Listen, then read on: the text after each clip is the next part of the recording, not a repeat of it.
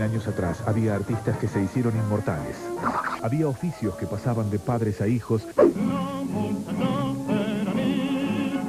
Y la música traía un grito de corazón.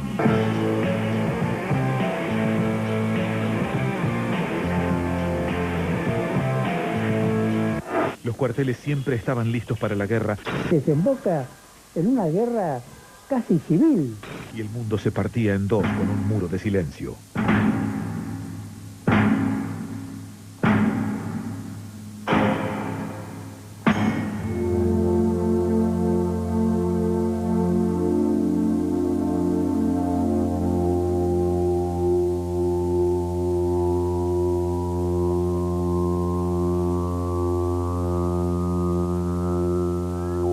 Bienvenidos nuevamente a este semanario festivo literario y tanguístico intitulado 100 años. ¿Por qué digo tanguístico? Porque hoy aquí está el Orson Welles, de ahí de Orillero, el Orson Welles de la Crencha Engrasada. Y hoy estoy acompañado por el guitarrista Juanjo Domínguez, que en la guitarra de él hace saludar a los guitarristas de Gardel.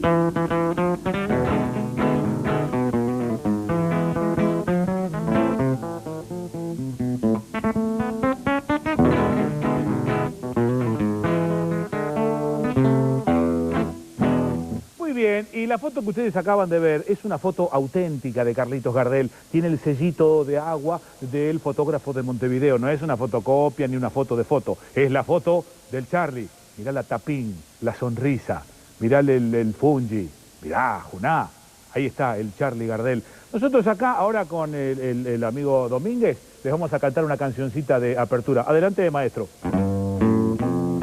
A todos los ranas que ven el programa, a todos los ranas les quiero cantar. Atenti, muchachos, pongan para grabar, porque pronto, muy pronto, nos van a rajar. Podemos repasar otros tanguitos si gustáis. Mirá lo que tengo acá en los libritos de tango, por ejemplo, este de Cátulo Castillo, La última en do. Larga en do, vamos. Lastima bandoneón, mi corazón. Tu ronca maldición maleva. Basta. Cortito, son tanguito cortito. El último organito, en re. Las ruedas embarradas del último organito vendrán desde la tarde buscando el arrabal. Con un caballo flaco, un renco y un monito y un coro de muchachas vestidas de mercadito. Otro, Homero Expósito. Flor de Line, que es la traducción al inglés. Flor de lino, ¿en qué? En mi menor. Deshojaba noches esperando en vano que le diera un beso, pero yo soñaba con el beso grande de la tierra en celo. Basta, Enrique Cadícamo. Mirá, Nieblas del Riachuelo en re. Turbio fondeadero, donde va a recalar barcos que en el muelle para siempre han de quedar. Basta, Alfredo Lepera, volver en do. Volver en do. Yo adivino el parpadeo de las luces que a lo lejos van marcando mi retorno. ¡Listo! Por último, este dedicado a las parteras y a los parteros, se titula Tomo y Ombligo.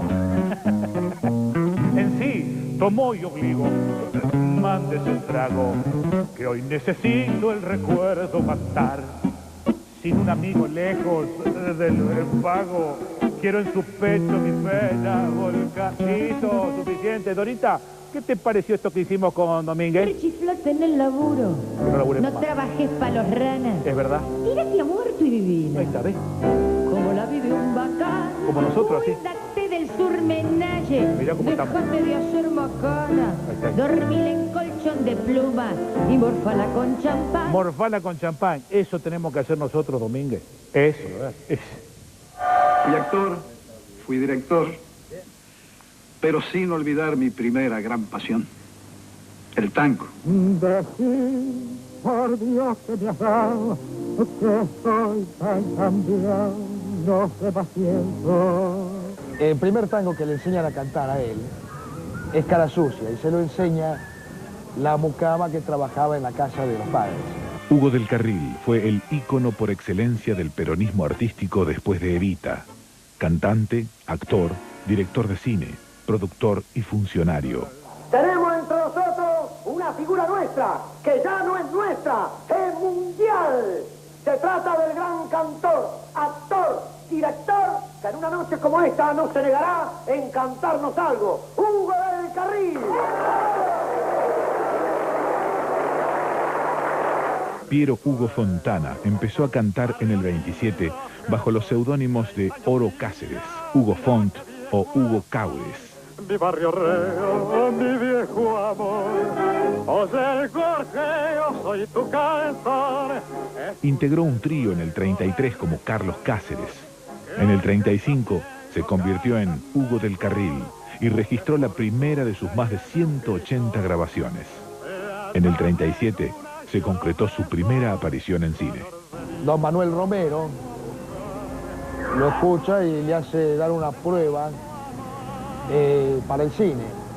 Pero la exigencia de Romero fue que tenía que engordar 8 kilos. Así que se la pasó casi un mes comiendo leche y pan y polenta y todo eso para poder engordar. Y acordás, hermano, qué tiempos aquellos, eran otros hombres, más hombres los nuestros. Esa aparición en el cine fue el prólogo para más de 35 films como actor. Uno de sus trabajos más destacados fue la recreación de Carlos Gardel.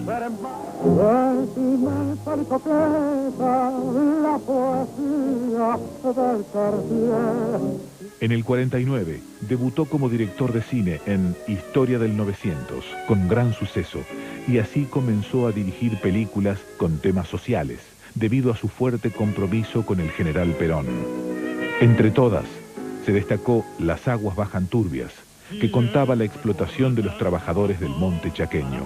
Escucha mi triste acento, ya no cantas sino lloras. Soy tu esclava morenita, morenita encantadora.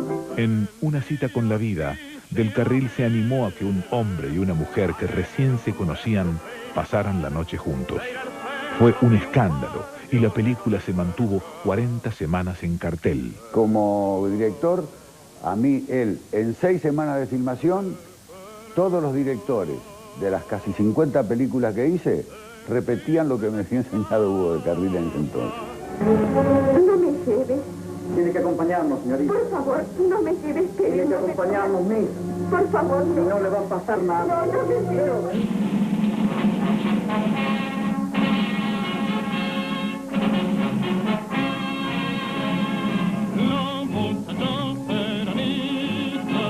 Su admiración por la doctrina justicialista lo llevó a grabar La Marcha en el 49. Con La Libertadora fue encerrado en la cárcel de Las Heras, donde fue maltratado y torturado con ferocidad. Al quedar en libertad, se refugió en México. Mi papá filmó 3 películas en México y en esa época los actores tenían un conflicto con el sindicato. Entonces se atrincheró en el sindicato de actores junto con Cantinflas y Sebe Mejía y repelieron a la policía a tiros. En el exilio primero y en la Argentina después, Hugo ayudó a muchos amigos que habían caído en desgracia por su afiliación peronista. En el 73 ejerció la dirección del Instituto Nacional de Cinematografía y sufrió presiones terribles. En México recibió la visita de un extraño personaje que él no sabía bien de dónde venía. Se fue. Cuando se iba, Hugo le dijo, oiga, usted ahí deja un portafolio, se está olvidando. Y él dice, no, no me lo olvidé. Y Hugo le dice, llévelo, porque yo soy incapaz de cuidar lo que hay ahí adentro. El hombre se lo llevó y parece que había como $500,000 en ese entonces para comprar la inoperancia de Hugo del Carril como director. Trabajó hasta último momento haciendo recitales y deleitando a quienes lo admiraban. Murió en 1989. Perdimos el abrigo, perdimos el amigo, el padre. Fue un hombre de una ética y una moral admirable. Una calle en Barracas al sur. Por esta época, todo el mundo escuchaba tango. El tango era cuestión de todos los días y en todas las casas se compraban discos, la gente iba al teatro a escuchar tango, se bailaba tango en cualquier parte, las chicas aprendían tango en piano, se compraban las partituras.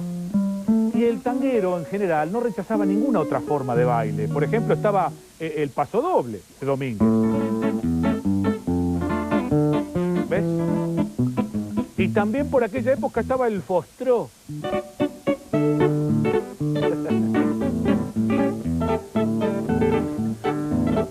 Y había otra cosa que se bailaba que era el shimmy. ¿Te acuerdas del shimmy?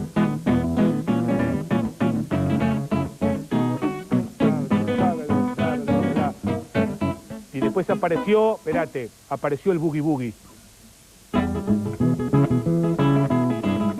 Y cuando apareció el boogie boogie, hermanas y hermanos del éter, se pudrió todo, porque apareció el rock. El boogie boogie es el antecesor del rock, y entonces acá el tanguero vio que la invasión era muy grande, se puso en la contra y fue lo peor que pudo hacer, porque el tango desapareció durante muchos años.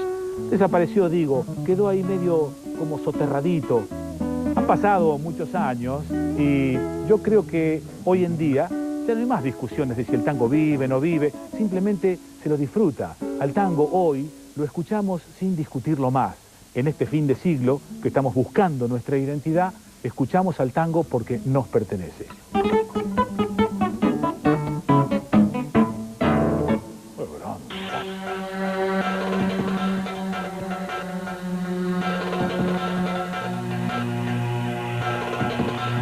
Años atrás, mucha gente viajaba a hacerse la América. Todos los días se inventaba algo nuevo. Máquina para viajar, para soñar, para matar. La guerra parió el comunismo y los años locos nos dejaron sin un mango. A los golpes aprendimos lo que era un golpe y todo se arreglaba a los tiros mientras el doctor analizaba los ratones. El hambre le dio de comer al populismo y terminó vomitando fascismo. La bomba hizo callar a las bombas y dejó oír a las masas. Desde el balcón se construían milagros y el planeta se partía en dos con un muro de silencio. Las familias incorporaron un nuevo integrante mientras la novia del mundo seducía hasta los más intolerantes.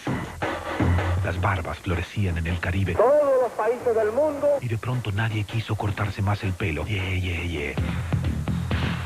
El cielo dejó de ser inalcanzable, pero seguíamos volando bajo y nadie quería ir a la guerra. Paz y amor, loco, está todo bien. Para otros estaba todo mal y la respuesta fue venganza, sangre y fuego. Unos buscaban a sus hijos y otros compraban goles y espejitos de colores que estallaron en 1982 pedazos. Aunque sea por un rato, los culpables se sentaron en el banquillo. Reclusión perpetua. Y la mano de Dios jugaba para nosotros. El maldito virus nos sacó hasta las ganas y por la ventana entraron nuevos códigos. La realidad mutante de Camaleones derivó en nuevos líderes y víctimas. La guerra se transmite en directo por TV. El público es solo rating. Los amigos se encuentran en internet y nadie recuerda lo que pasó en los últimos 100 años.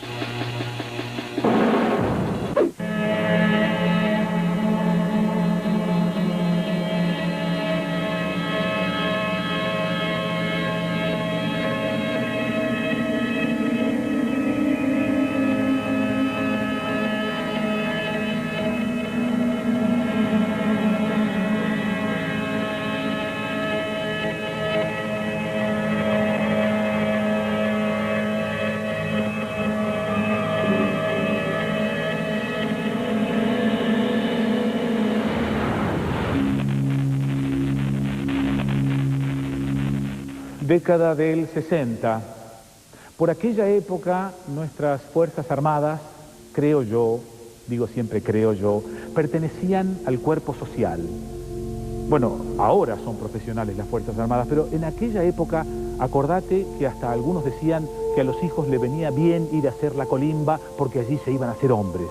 Nosotros les poníamos las armas en sus manos para que ellos nos defendiesen, o al menos eso creíamos. O esto no fue así. Y en realidad las Fuerzas Armadas siempre fueron fuerzas de ocupación interna, no para defendernos, sino para mantenernos controlados. Si yo te digo desaparecidos, ¿qué te sugiere esta palabra? Rápidamente te aparece la cara de Videla. Si yo te digo terrorismo de Estado, parecería que fue con Videla que se inaugura el terrorismo de Estado. No fue así. Vamos hacia atrás, porque este último golpe de Estado del 76 al 83 parecería que enmascara los anteriores.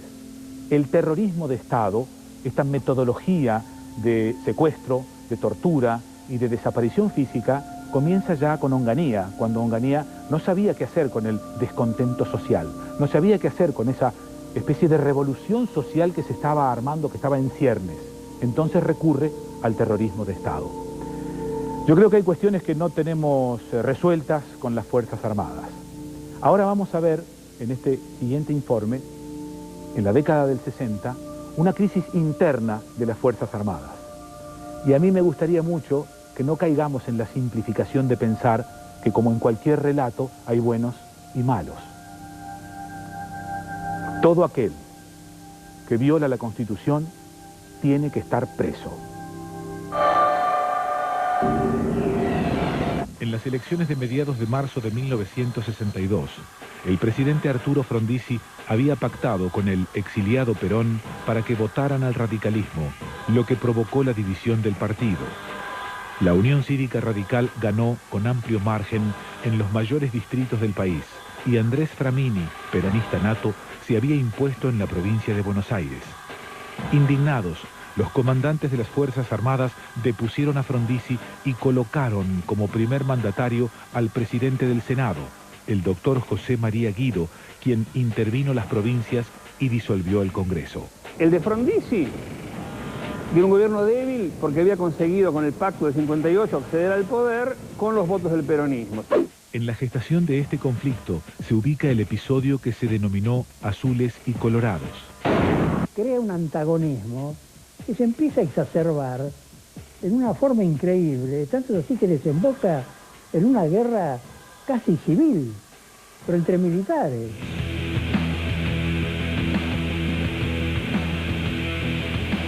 El ejército estaba dividido y polarizado en dos facciones, los legalistas o azules, que pretendían conservar el orden institucional. Éramos los leales rebeldes. Y los golpistas o colorados, diametralmente opuestos al orden institucional.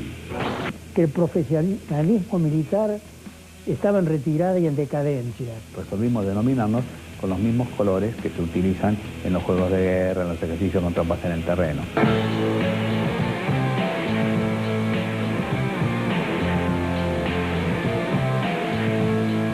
Los colorados contaban con más generales entre sus filas.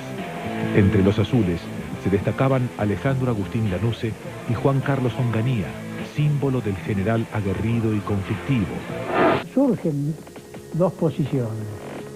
Una, que es la que después se llamó azul, buscaba,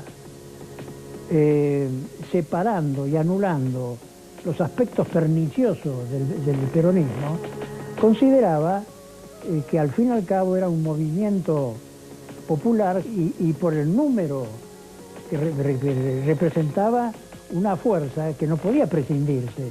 Del otro lado, se ve una posición diferente, es decir, más terminante y estricta con respecto al peronismo. Digamos, había que borrarlo de la faz de la tierra. No tenían derecho a nada, y en eso lo apoya el Partido Radical. Y el doctor Guido le iba dando la razón a unos o a otros según fuera el resultado militar de las acciones que se estaban desarrollando.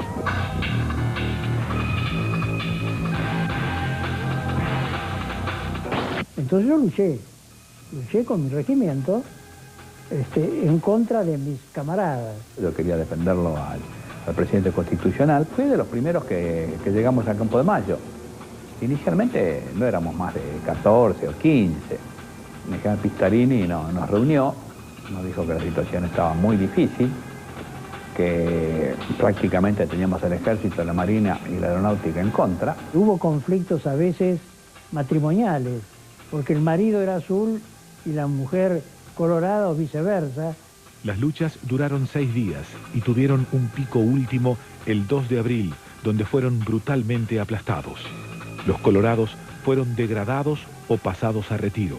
Volviendo a esa famosa frase de Cook, pero en un sentido diferente al que él lo empleaba, el peronismo era un hecho maldito, digamos, ¿no? Porque cualquier cosa que el peronismo hiciese, ¿no es cierto?, terminaba, digamos, teniendo consecuencias negativas o funestas para el gobierno de turno. A pesar de tanto conflicto, la situación política no se modificó. Perón debió permanecer en el exilio hasta 1973 y Onganía, que que se había proclamado legalista, derrocó a Ilia y asumió la presidencia en 1966. Este es el fin del proceso de deterioro que nos ha inmovilizado y el despuntar de una magnífica esperanza para nuestra patria. Julito, ¿vos podés pasarme ese último pedacito de Onganía nuevamente? Este es el fin del proceso de deterioro que nos ha inmovilizado y el despuntar de una magnífica esperanza para nuestra patria.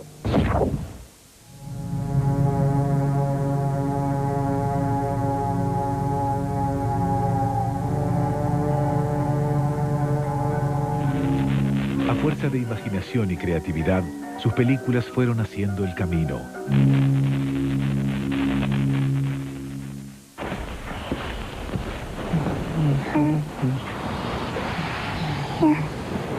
¿Se durmió? No. Le voy a leer algo.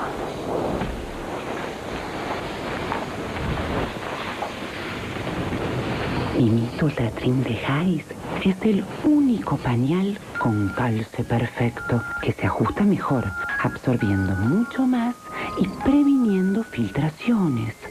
Gracias a sus cintas elastizadas con cierres y check, su cubierta exterior más suave y flexible y su diseño ultra delgado. Quizás cuando sea más grande tenga que leerle un cuento para que se duerma. Ahora, lo mejor es Mimito Ultra Trim de Hais. Bebés y padres felices. ¿Le gustó el cuentito? Sí, se asustó un poquito en la parte de las cintas elastizadas. Este miércoles a las 21, los octavos de final de la Copa Libertadores están en América. River, Liga Deportiva Universitaria. En directo y exclusivo, el equipo de Ramón quiere conseguir su pasaje a los cuartos de final. Y después del partido, y solo por esta semana, ¡viva la diferencia! Andrea Frigerio te invita a la fiesta más descontrolada de la televisión. ¡Viva River! ¡Viva la diferencia! Este miércoles, a partir de las 21 por América.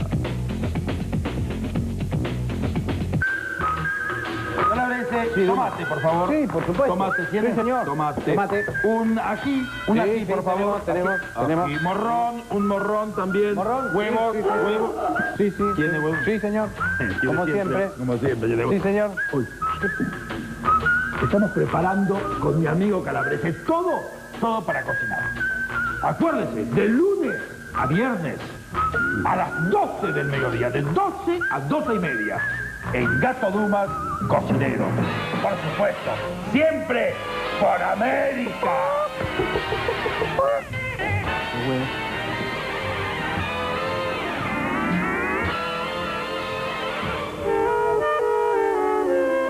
Que los cumpla. Feria del Libro, hasta el 3 de mayo, en Figueroa Alcorta y Pueyrredón.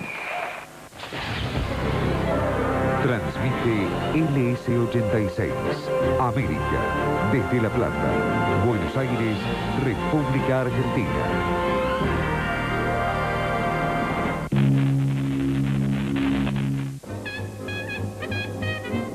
A lo largo del siglo, muchos argentinos se destacaron en el deporte. El fútbol, pero también el automovilismo, el box y el tenis nos dieron triunfos inolvidables. Pero pocos recuerdan un atleta anónimo que en la década del 60 rompió todos los récords. Compitiendo en varias disciplinas, el atleta conquistó 22 récords mundiales en un día. Pero el Comité Olímpico Internacional desconoció los triunfos por sospechosos y no los convalidó. Frustrado, el atleta anónimo subió de peso y abandonó su carrera deportiva. Pero los testigos de aquellas marcas no olvidarán aquella jornada memorable.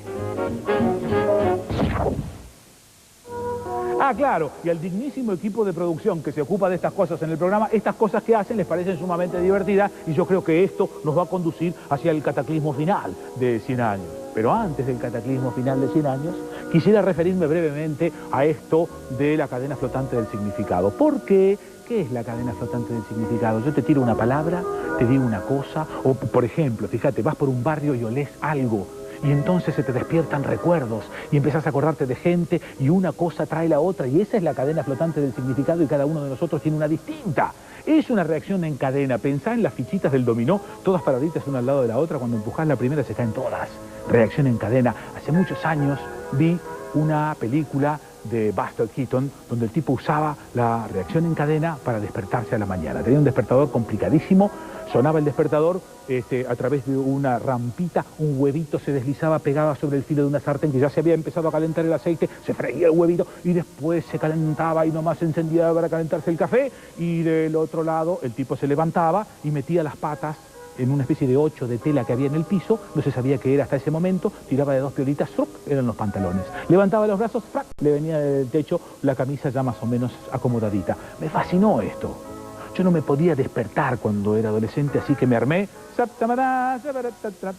este despertador, hermanas y hermanos del éter, que tengo aquí conmigo y que pasaré a explicarle rápidamente e inclusive a experimentarlo, ¿por qué no? He aquí el despertador. En la parte de atrás, el despertador va tirando de un hilito que libera un viejo y querido manipulador de radiotelegrafía, al que le saqué el resorte, y produce a través de este papelcito un sonido penetrante muy agudo al que nadie se puede resistir. Acto seguido, después tira un pesito, saca el pesito y del otro lado se cae con mucho estrépito unas latas. Vamos a provocar la reacción en cadena que logrará que yo me despierte. A ver, viene. ¡Salió una cosa! ¡Eso! ¡Ya! ¡Basta! ¡Paren todos! ¿Ustedes se imaginan a la mañana despertándose con este estrépito? Así te queda la cabeza durante el día. Así te queda la cabeza. Así.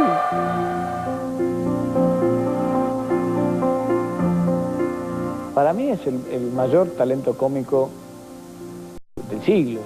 Se expresó cinematográficamente.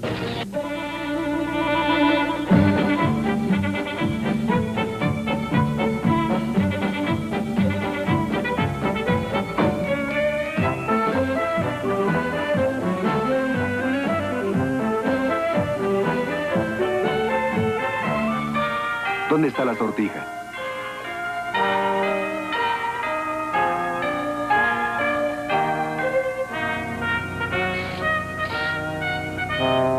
Yo los declaro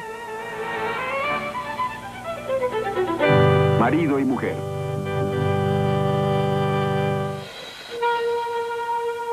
Buster Keaton nació cuando el cine no existía. A fuerza de imaginación y creatividad, sus películas fueron haciendo el camino.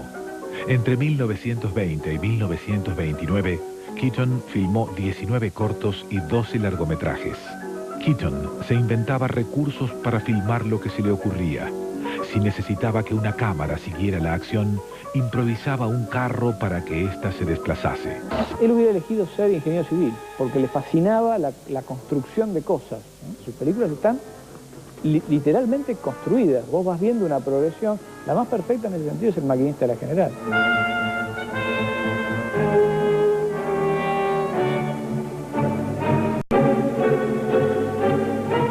Todo lo que pasa está en función del relato y donde ocurre lo más difícil en el cine cómico, que es que no te queden los gags como episódicos, digamos.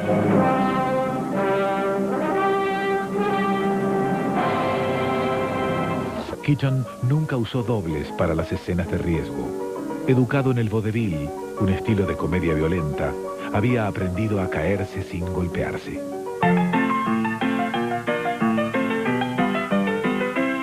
Vos agarras cualquier película de él y lo primero que se te ocurre es obra maestra.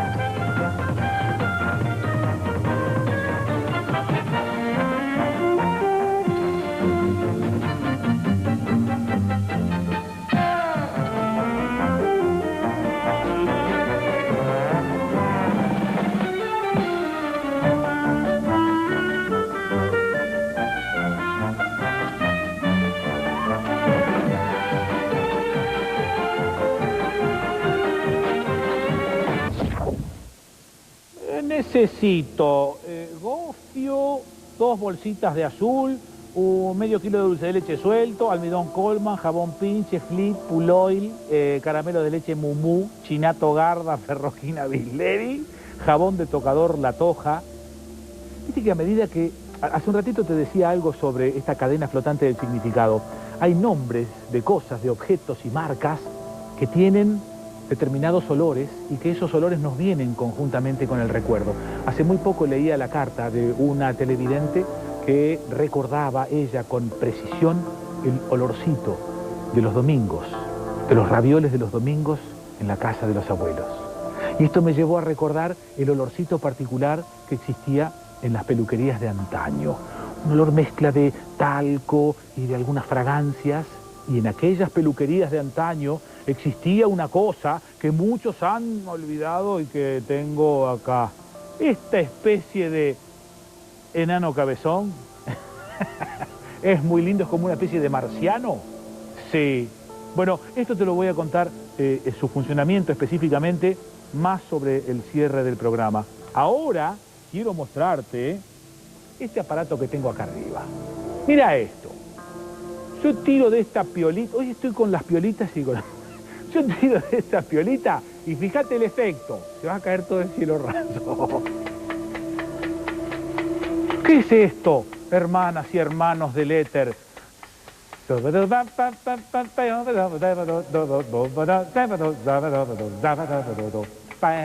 Basta. Bueno, este es un aparato que han traído para nuestro dignísimo Museo de 100 años. Díganme ustedes, ¿qué cuernos es esto? Si lo adivinareis, ganareis un Renault Gordini. ¿Un Renault Gordini? ¿Qué vamos a hacer con un Renault Gordini? El 13 de agosto de 1961, la cortina de hierro que Winston Churchill había pronosticado se convirtió en realidad.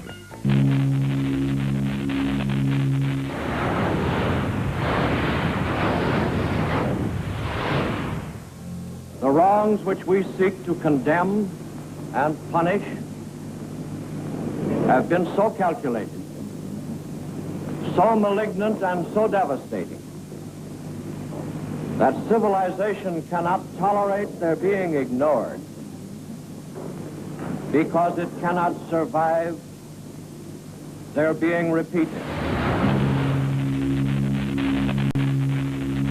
Finalizada la Segunda Guerra Mundial, se produce el juicio de Nuremberg y se produce también lo que podríamos denominar el reparto del botín de guerra. Se reparte aquello que perteneció a los que perdieron la guerra. Para ponerte un poco en situación, me gustaría que Dorita nos muestre en un mapa de la Alemania de esa época, de qué manera acá vemos en el mismo seno de Alemania una frontera muy clara que delimitaba la República Democrática de Alemania, que quedó para Rusia, y el resto, que era Alemania del Oeste, República Federal Alemana, que se repartió entre Inglaterra, Francia y los Estados Unidos. Pero resulta ser que Berlín quedó dentro del lado de los rusos, y Berlín también era parte del botín, entonces había que repartir Berlín.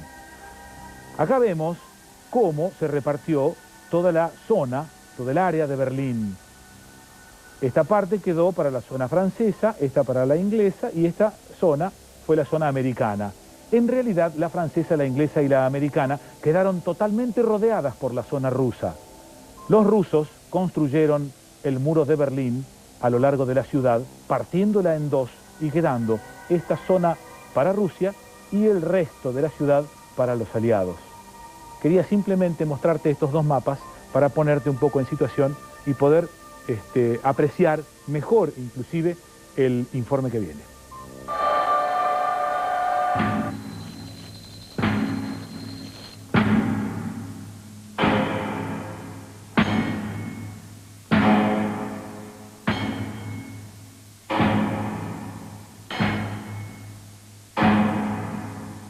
El final de la Segunda Guerra dejó a Alemania dividida en dos y a Berlín partida en miles de pedazos. El 13 de agosto de 1961, la cortina de hierro que Winston Churchill había pronosticado se convirtió en realidad. El 13 de agosto del 61 comenzó la construcción del muro que separaba la Berlín comunista de la capitalista. Fue diseñado para que los alemanes del este no se escaparan hacia el capitalismo, pero sí los alemanes del oeste podían cruzar la frontera de cemento. Las familias quedaron divididas. Casi 70 personas intentaron cruzarlo sin permiso y terminaron muertos. La entrada al este estuvo sujeta a restricciones severísimas y la salida al oeste estuvo prohibida por casi 30 años.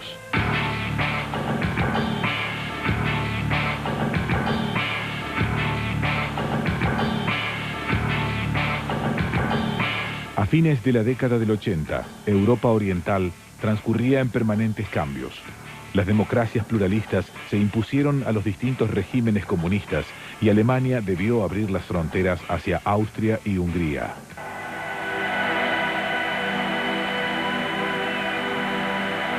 En noviembre del 89, 2 millones de alemanes se acercaron a uno y otro lado del muro con picos, martillos y palas para derribarlo.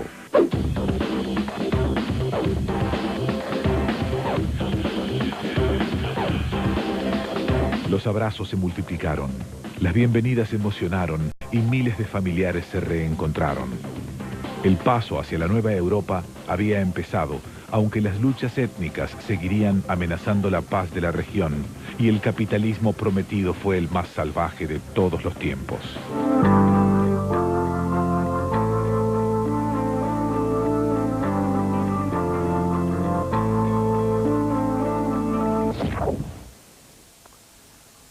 Cuando hablamos de la educación o de la formación de nuestros hijos, aparecen dos elementos sine qua non. Primero aparece la autoridad y después aparecen los límites. Esto, evidentemente, lo ponemos en práctica porque queremos que ellos tengan ciertos valores que a nosotros nos parecen trascendentes. Parecería, y solo parecería, que esta ecuación también funciona en el terreno de lo social. Cuando una sociedad pretende un cambio y pretende llevar ese cambio mediante una revolución, aquellos que llevan adelante la revolución enseguidita imprimen la autoridad, lo que desde afuera es leído como autoritarismo. Acto seguido también ponen límites muy precisos, lo que desde afuera es visto como si fuese un enrejado. Esto es, un enrejado o una cortina de hierro como la que tuvo durante mucho tiempo la Unión Soviética. Desde afuera es para no dejar salir y desde adentro es para no dejar entrar. Como dice mi amigo Charlie Adamson, bobé. Los hermanos Felipe y José Labore son conocidos en todo San Telmo como los peluqueros del barrio. Trabajan en la peluquería moderna desde hace casi 70 años.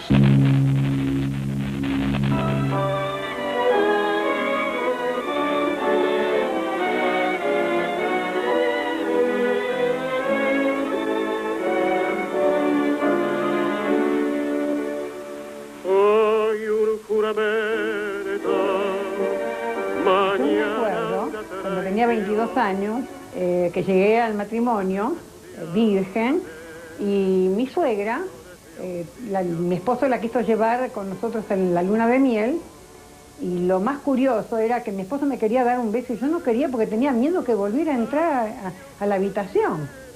Fue terrible. De novias se trata. Esto que tengo acá y que parece la novia de Fabio Serpa, en realidad, hermanas y hermanos, no lo es. Esto estaba en todas las peluquerías de barrio. En algunas todavía sigue estando medio destruidito. A esto se le llamaba antiséptico, a esto se le llamaba máquina de hacer fomentos. Te la describo brevemente. Acá, puertitas abajo, con bandejitas, donde estaban las navajas y algunas tijeras. Más arriba y en esta parte, un tanque de agua caliente con su medidor de nivel, sus dos canillas para sacar el agua caliente. Ese tanque estaba comunicado con estos dos recipientes de donde se sacaba el agua caliente para poner y hacer jaboncito para afeitar. Bueno, en la parte superior, esta bocota que tiene acá, era para sacar las toallas calientes, se sacaban los fomentos. Como quien no quiere la cosa, voy a sacar, te aplaude y te saluda jubilosa, basta, suficiente por hoy, Gracias Antiséptico Universal. Estaba en todas las peluquerías. Es una máquina maravillosa que engalana el museo de 100 años. Y ahora el tipo se va a sentar acá, va a agarrar la navaja, la va a sentar como le enseñó un peluquero, siempre a favor de filo, nunca en contra del filo. Tengo navaja, tengo el asentador. Hola, Pessoa, ¿estás allí? Sí. ¿Te vas a afeitar? Sí, porque hice mi espumita como hacían los viejos antes. Voy a poner solo un poquito acá. Ay, el tajo que me voy a hacer. Mamma mía. Entre los adoquines de la cortada se asoman los hoyitos para respirar. Y allá en lo alto, ropa colgada, con el viento, no sé qué, con el viento no sé qué, quiere.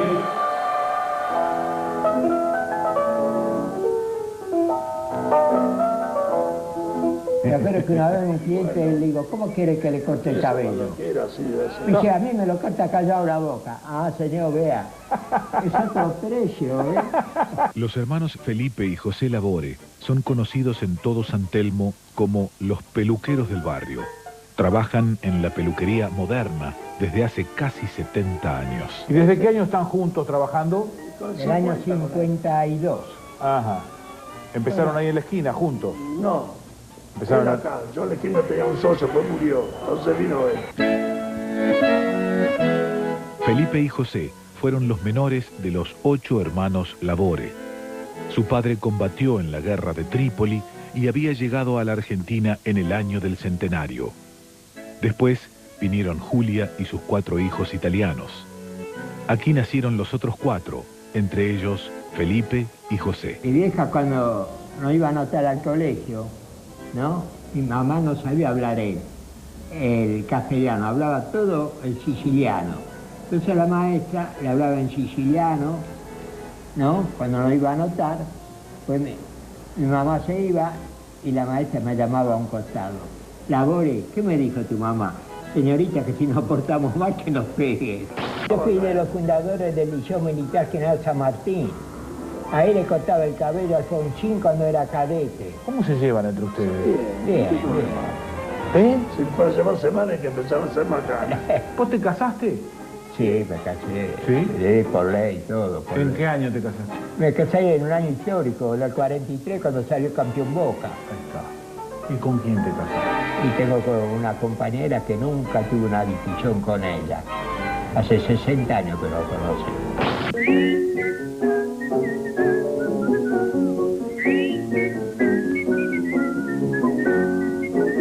¿Sigue siendo un centro social la peluquería? Sí. Hemos organizado casamiento acá. No. Un cliente tenía 20 años de novio, y aceptó 4.000 pesos a la carrera y le hicimos el casamiento, la pulpería Los Troncos, hicimos casar por la iglesia también, todo organizado en la peluquería. Terminaba fin de año y nosotros ya le invitábamos a los clientes, porque usted los invitaba a ellos. Y hicimos 30, 40 clientes. Entonces hacíamos un copetín. ¿Acá? Acá. Ah, sí. Poníamos una mesa de tabla que tenemos. Sí. Y después de terminar de comer todo, nos llevamos a un restaurante a comer, se llamaba La Bandera de Italia. Humberto Primo y Entre Ríos. A don Felipe Labore, patronato de la infancia.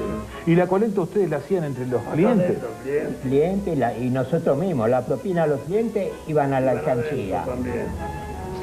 Y nosotros también poníamos del bolsillo, batimos todos los récords. Aquel tapado de Arminio, todo forrado en la Yo cuando lo conocí personalmente fue cuando mi hermana me llevó, éramos chicos, nos llevó a comprar sobre todo. Era invierno y eso bajaba Gardel, no tenía cambio, el taximetrista. Entonces le pidió 10 pesos prestado a Gardel y le pagamos algo. Pues yo se lo fui a llevar que no lo quiso cobrar. La peluquería continúa con sus clientes de toda la vida, más los turistas que no resisten entrar a un rincón del tiempo. Felipe y José permanecen como ejemplos de una época, trabajando como siempre. ¿Qué me ibas a mostrar, José? Ahí querías ver la navaja. Sí. La doble llave 105. del año 30. ¿Por qué decís doble llave? Ah, porque sí, tiene dos llavecitas cruzadas. Sí, doble llave 105, es verdad. Eso es lo que vendía la navaja, lo vendían a un peso por semana. Cuando vino después la Segunda Guerra Mundial, cuando los rusos ocuparon Berlín, ya dejaron de venir las navajas. Ah. Empezaron los españoles a hacer navajas. Claro. Tienen buenas. Entonces ya venían navajas españolas, que son tan buenas como esta, pero estas ya eran famosas mundialmente. ¿Y esta desde qué año está con vos? Sí. ¿Desde qué año? Del año 30. ¿Y la tenés así desde el año 30? Sí, toda la navaja tenés que cuidarla mucho. La vez pasada yo le estaba cortando el cabello a un inglés, ¿no? Le mostré el espejo, el inglés por señas, me decía, bueno, se levanta, me da la mano, pero no me pagaba. Y cuando se iba ahí, la hago así. Quiere decir que esto es internacional en la playa. Me gustó el ambiente de la peluquería, me gustó el ambiente de la apertura con Juanjo Domínguez. Voy a leerte una carta que recibí que tiene relación con algo que sucedió en nuestro programa. Dice Jorge D'Alessio, a raíz del reciente apagón de Edesur, recordamos el tremendo apagón iniciado en agosto del 62 que duró con intermitencias unos 6 meses. Repito, unos 6 meses. La causa fue el incendio y destrucción total de la usina de Segva en Dock Sud. Yo no conozco el origen de ese incendio, pero podría haber sido un sabotaje. Éramos espectadores del enfrentamiento entre azules y colorados, los dos bandos políticos en que estaba dividido el ejército. Incluso la misma noche del incendio, sábado 11 de agosto, una dotación de bomberos de la capital federal que cruzaba el puente de la Boca hacia el Dock fue baleada por un retén militar, produciéndose la muerte de un bombero. La cuestión es que nos vimos forzados a retroceder al uso de la plancha a carbón y la heladera a hielo, entre otros retrocesos. Muchas empresas y comercios cerraron, talleres, pequeñas fábricas, carnicerías. Fue en esa época y a causa del apagón que se difundieron ampliamente los faroles a gas, a garrafa, y las radios a transistores, dice Jorge D'Alessio. Dorita está un poquito celosa porque estuvo hoy la novia de Fabio Serpa, pero me parece que va a saludar lo mismo.